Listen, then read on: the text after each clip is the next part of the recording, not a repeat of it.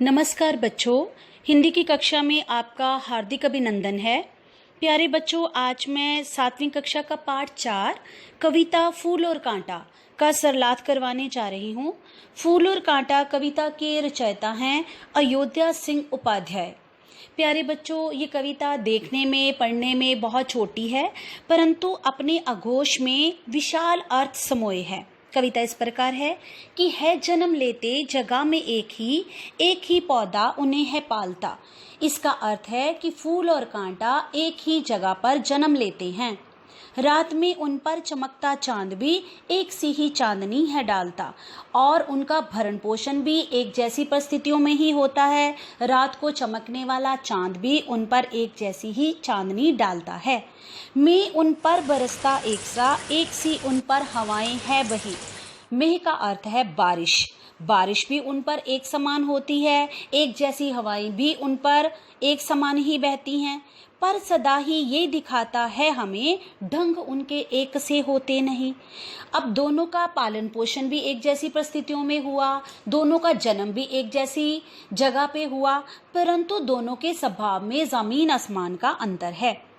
छेद कर कांटा किसी की उंगलियां। अब कांटे का स्वभाव कैसा है कि वो कोई भी मनुष्य उसके पास जाता है तो वो उनकी उंगलियों को काट देता है, छेद देता है, फाड़ देता है किसी के वरवसन। और कोई भी मनुष्य उसके पास जाता है तो जो उसके वरवसन है अर्थात उसके कपड़े हैं वो फट जाते हैं।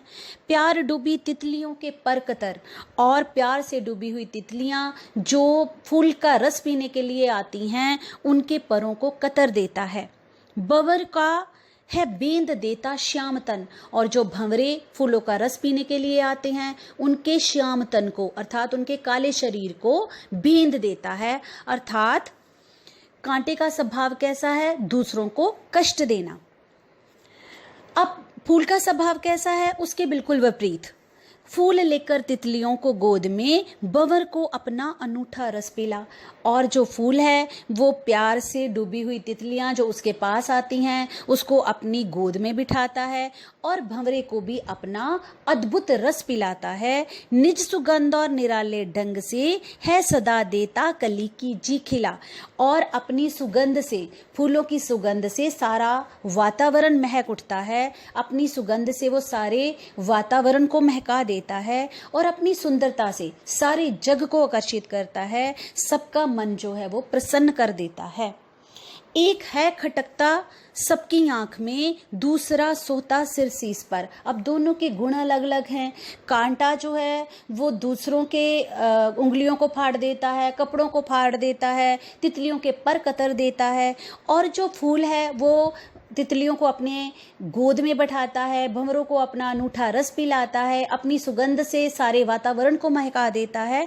इसीलिए वो सबको अच्छा लगता है। और जो कांटा है वो सबकी आंख में खटकता है, सबको बुरा लगता है। और दूसरा सोता सिर शीश पर। और जो दूसरा अर्थात फूल वो सुशोभित होता है, सोता है। सुर का अर्थ होता है देवता, देवताओं के सर पर चढ़ाया जाता है, सर पर सजाया जाता है। अब जो अंतिम 2 पंक्तियां हैं सारा सार इसी में है कविता का कि किस तरह कुल की बड़ाई काम दे अगर हो किसी में बड़प्पन की कसर। अगर किसी में बड़प्पन की कसर है, अगर उसमें गुण ही नहीं है तो उच्च कुल में पैदा होने का कोई लाभ नहीं है। मनुष्य हमेशा अपने गुणों से पहचाना जाता है। मनुष्य की महानता व सच्ची पहचान उसके सद्गुणों से होती है, ना कि उच्च कुल में पैदा होने से। इसीलिए हमेशा गुणवान बड़ा है, ना कि कुलवान। तो हमें भी सीख लेनी चाहिए, हमें भी फूलों की तरह कर्म करने चाहिए, उनकी तरह बनना चाहिए। उम्मीद करती हूँ कि आपको कविता समझ आ गई होगी। बहुत बहुत धन्यवाद।